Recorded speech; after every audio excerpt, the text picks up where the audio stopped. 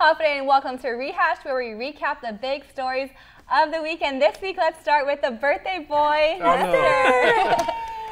Yeah, well, one of the stories that we were working on today was the fact that the contract was let for the Ritidian live fire training range, $78 million to Black Construction, which is one of the key projects for the military relocation. But it's also a little bit of controversy because there are groups that are protesting that site because they view it as a very pristine ecosystem, especially for the northern part of Guam.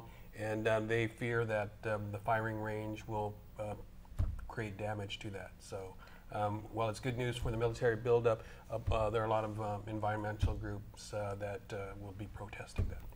Similar story along the lines with the military buildup. DOE this past week raised concerns that 80 acres of land in Jigo will likely be given back to the federal government. This is actually because the Department of Education, government of Guam as a whole, failed to develop the property into an educational, for educational purposes. And so it's been a long time, 25 years, different administrations, different superintendents. So finally, US DOE is taking the land back. But Superintendent John Fernandez is saying, well, there's this net negative agreement. There's not supposed to be more land given to the military. So if the federal government is going to take 80 acres and use it for the Department of Defense, then we should get another 80 acres back. So I also heard from Joint Region Marianas, and they're saying, well, you know, GovGuam failed to develop this into an educational, for educational purposes, and so we're just taking control since it's near Navy installations already.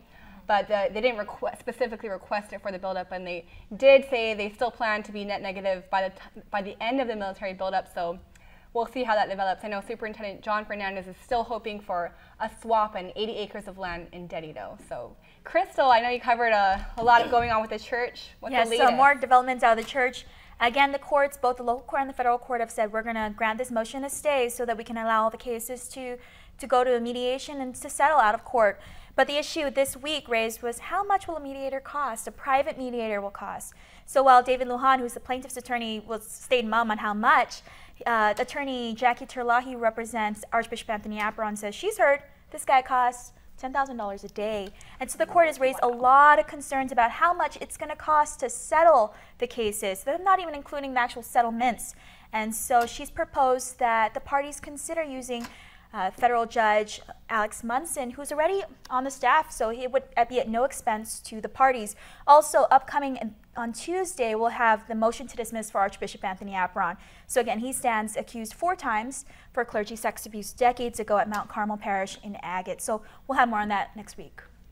All right, and for me, I worked on Bill 163. So Senator Joe San Agustin is might be shaking some things up with this upcoming election season. So essentially the bill would allow for better vetting. It would allow for candidates to go through things like a district court, national background check. Not just that, it would allow for mayors to actually live in their village for at least 5 years. Current law only allows for you to be there for 1 year. So, you know, that kind of doesn't really give people an opportunity to really get to know their constituents. And finally, probably the most controversial part of the bill is they're trying to allow for people who are unclassified employees to resign from their jobs if they are trying to run for office. So right now, if you are a government employee, a regular government employee, then that means if you want to run for office, you've got to quit your job.